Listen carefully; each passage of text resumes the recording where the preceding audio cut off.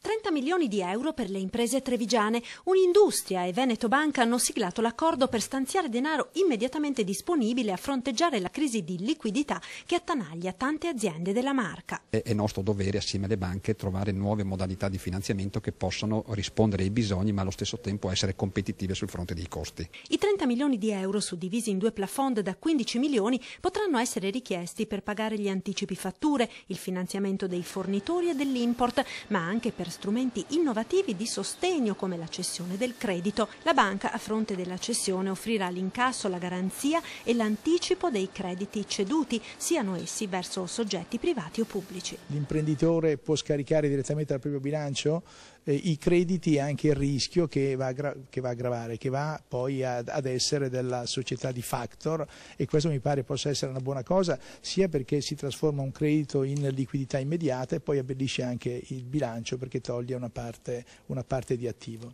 Un'industria, assieme all'Istituto di Credito, sta inoltre studiando un sistema per i crediti nei confronti della pubblica amministrazione, un modo per recuperare alle imprese i tanti soldi bloccati da patto di stabilità e difficoltà finanziarie degli enti pubblici. L'istituto potrebbe sostituirsi al creditore anticipando questo credito ed esigendolo nella misura in cui la pubblica amministrazione poi sarà disponibile a pagare.